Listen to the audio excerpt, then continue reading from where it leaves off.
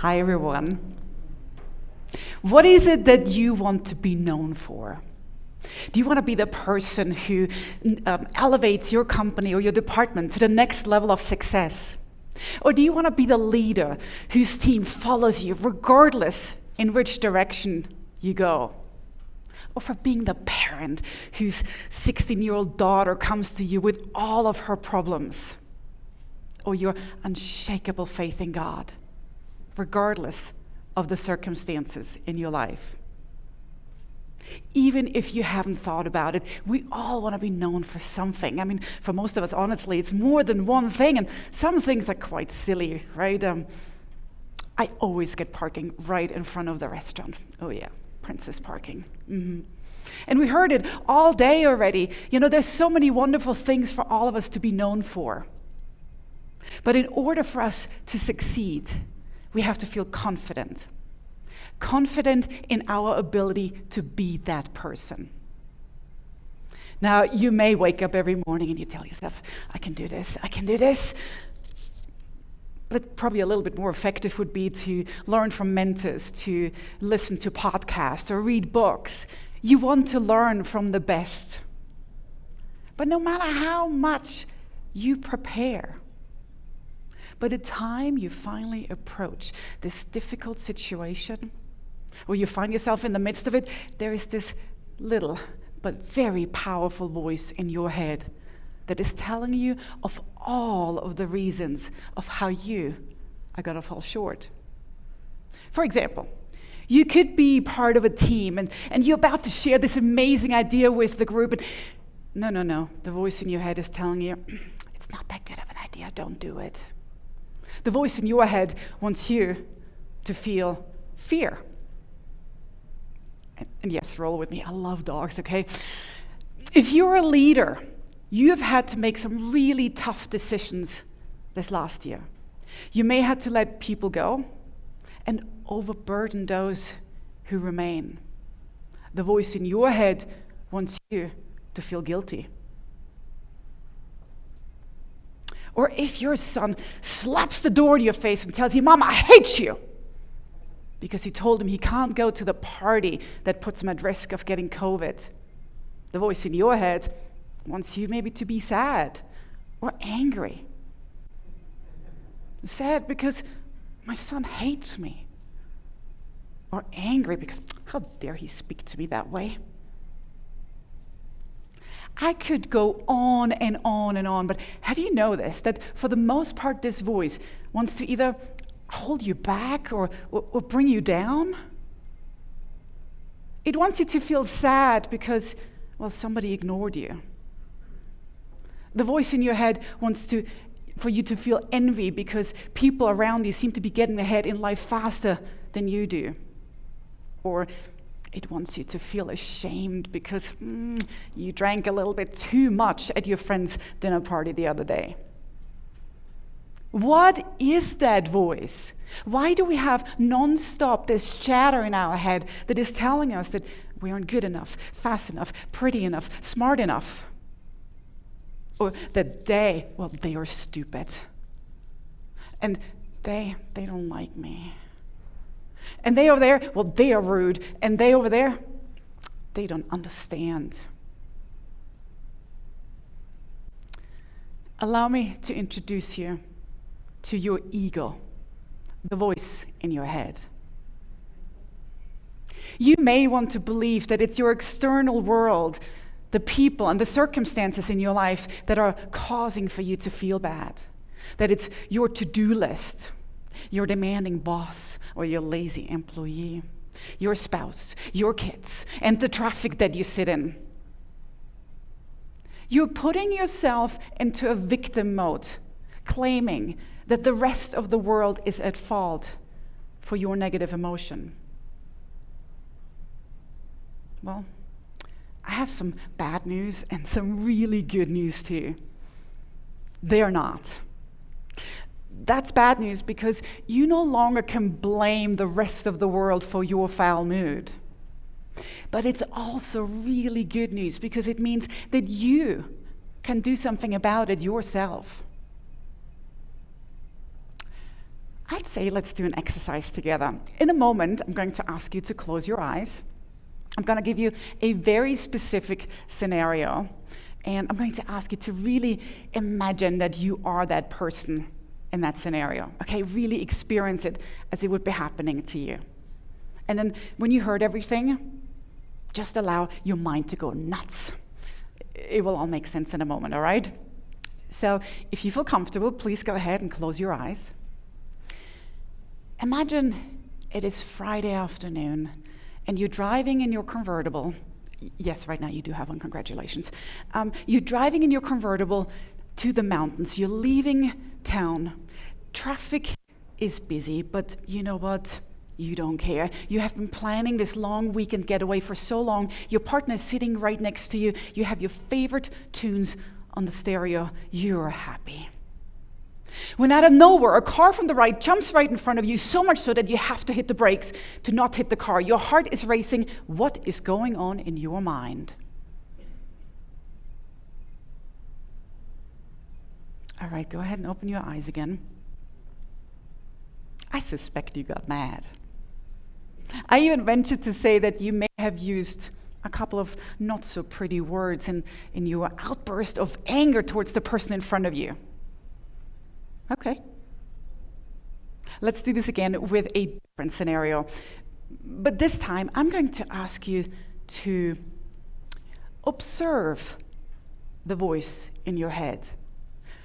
Don't be the voice, but rather just imagine that you grab this imaginary chair in your mind and you witness what this voice is saying. It's almost like sound coming out of the radio. Okay? So again, if you feel comfortable, go ahead and close your eyes. Imagine that you're in the grocery store checkout line. You are the third person, which by current standards of social distancing puts you quite in the middle of the store, but that's okay. You look behind you, and there are two more people there watching the lady at checkout. Really, is she pulling out a checkbook? Who these days is still using a checkbook? When you hear a voice that says, I can help the next person right over here, you look up, and there is a woman opening up the register right next door. You're about to make the first step when the two people behind you race past you and are already there. You're still the last in line. Please, grab your imaginary chair and observe the voice in your head.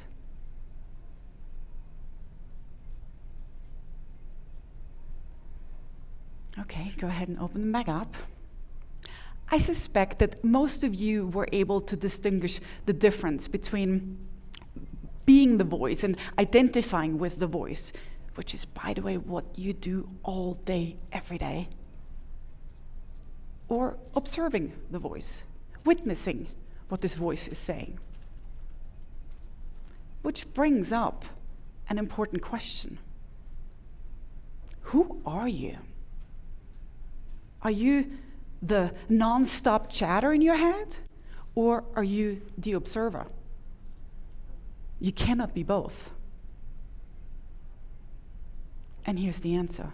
Your conscious mind, is the observer. The non-stop chatter in your head is a subconscious program that goes on and on and on until you start finally paying attention to it.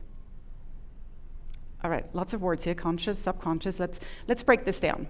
So your conscious mind is defined by your thoughts and your actions that are within your awareness. Your subconscious mind is defined by your reactions and your automatic actions that are based on programmed beliefs and values. Okay, so when I say the non-stop chatter in your mind is based on a subconscious program, what exactly do I mean? Get this, it's so cool. Research from really smart people has proven that our minds are programmed in the first 6 to 7 years of our lives. By watching our parents, or really any other person of authority, it could be a teacher, it could be a coach, we learn what a relationship looks like. We learn what it's worth worrying about, or getting anxious about, or sad about. By watching our mom, we learn what the role of a woman is. And by watching our dad, the role of a man. We learn about all of our values. We learn who we're meant to view as superior and inferior. Our minds literally get hardwired. If you're a parent, you may have noticed that the first thing your child does anytime something happens is they look at you. Without even realizing it, they're actually analyzing your facial expressions. If they trip and fall and you're like, oh my God, and you're all worried about it, well, then they know this is something to worry about. Allow me to compare a newborn baby to a computer for a moment. So a newborn baby has the equivalent of an operating system. It has a brain, it has neurocircuitry, it's all there, but it has no programs installed yet. No beliefs, no values. It starts in the 3rd trimester of pregnancy, where the pregnant mom is going to pass on her emotions and her beliefs onto the baby. A child in the first 6 to 7 years of their lives are in a brainwave frequency referred to as theta.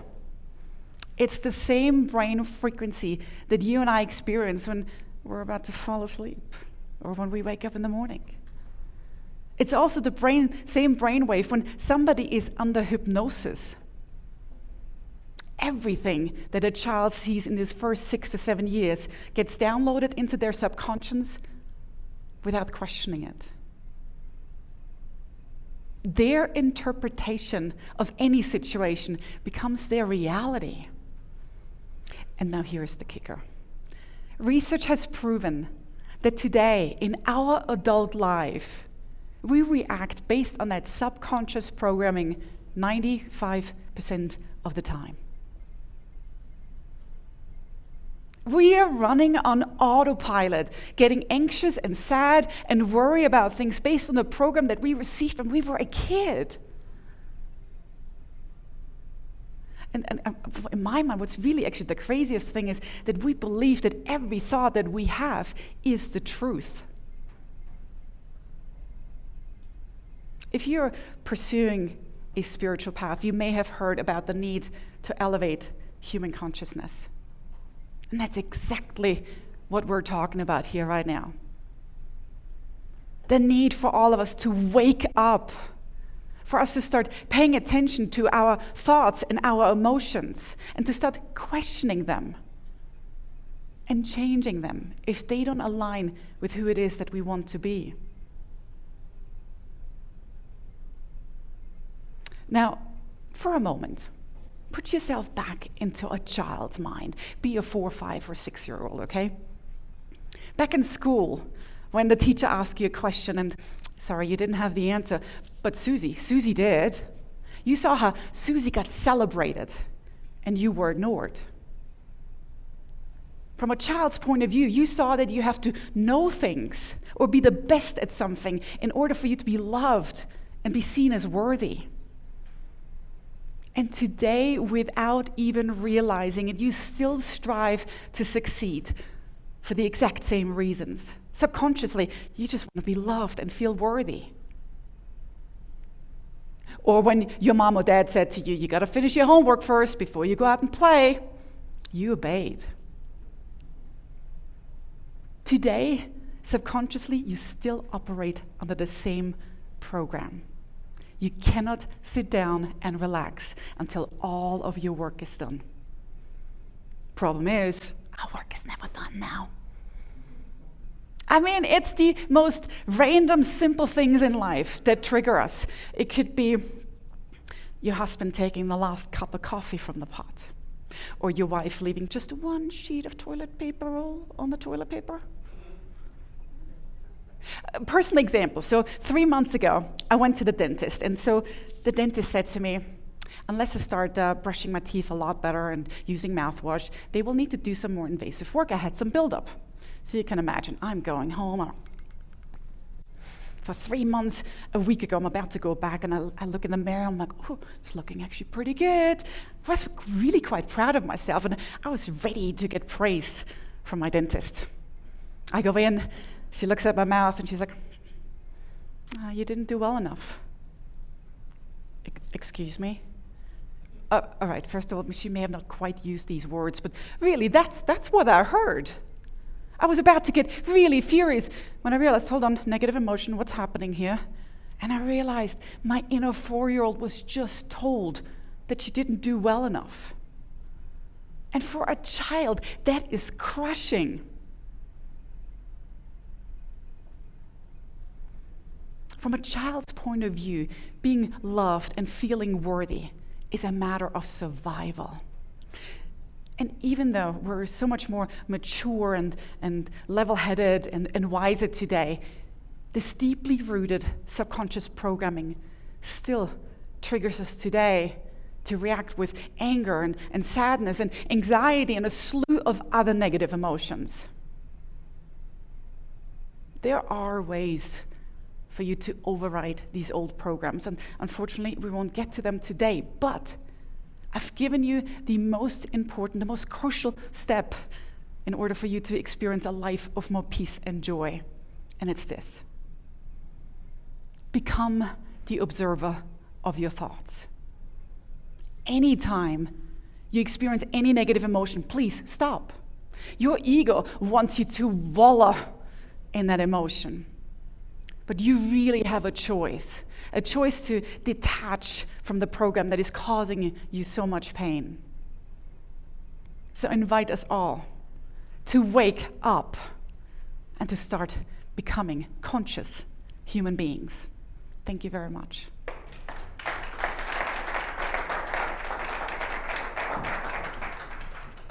I'm lit up back there watching you, mainly because of what you say, but not only how you show up. You are an example of jovial. And I want to just ask you a couple questions, if you don't mind, Hanni, is what are a couple things that your clients really receive from you as gifts from the services you provide? I mean, I can't imagine, but give us a couple examples. Well, so Joyville actually is a network of health coaches, but so what most of our clients really come for is to determine their own vision. So we don't necessarily set what it is that you want to do, and so what we give them is a very, very clear direction based on what their goal is, and we help them along the path of reaching that goal. And that could be anything from stress management, family. We work with a lot of corporate executives, and so that is really first and foremost what they're dealing with. Yeah. But it could be anywhere from diet and other things as well, and mindset. I have 2 coaches that focus on the topic that we are talking about today. Right. I believe you and Doug McGee should get together and join forces on serving other organizations, because with his stop lying and figuring out what it is you want to do, and you helping them be who they say they want to be, who knows what that would look like. I'd love that, yes, for sure. I think there's going to be a lot of synergies after this day. Again, I look forward. Hanni Berger, thank you very much. Thank you so very much. Absolutely. Appreciate it. Thank you.